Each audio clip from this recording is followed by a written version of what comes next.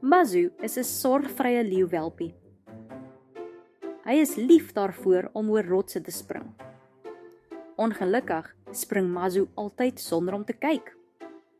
Een keer spring hy sonder om te kyk en land op dorings. Hoe pynlik. 'n Ander keer spring hy sonder om te kyk en land op 'n byenes. Die bye is nie baie bly nie. Een keer spring hy sonder om te kyk en val amper van 'n kraans af. Hoe gevaarlik. Hy leer nooit uit sy foute nie. Dit is 'n probleem. Eendag spring Mazu sonder om te kyk en land in dryfsand. Hoe verskriklik. Hy probeer ontsnap, maar dit is te laat. Hy is vasgevang. Dit is dan dat Sighlus, die slinkse leislang, agter die rotse verskyn en fluister. Ek sien jy is bietjie in die moeilikheid, Mazu. Help my asseblief, huil Mazu, terwyl hy dieper en dieper sink. Ek kan jou help, sê Sighlus met 'n bedrieglike glimlag. Maar eendag sal jy vir my 'n guns moet doen. Mazu ywer. Hy weet dat Sighlus 'n kwaadwillige leislang is. Maar hy het geen keuse nie. Nou goed dan, sê hy.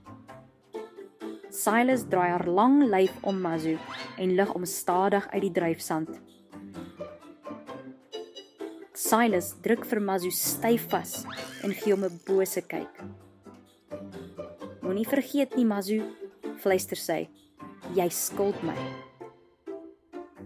Mazu gee 'n sug van verligting soos Sighlus wegseil.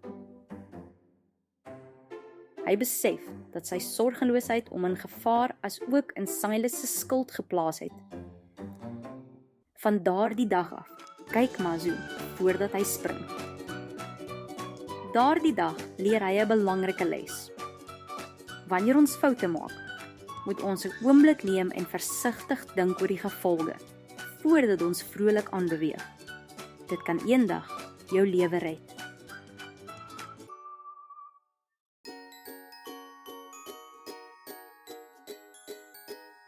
To watch more stories, just visit our YouTube channel. All stories are in the present, past and future tenses, also available in various languages. How great!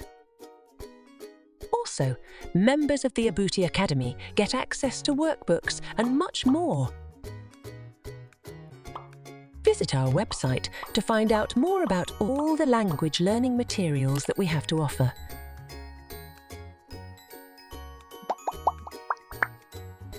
www.abutisyllabus.com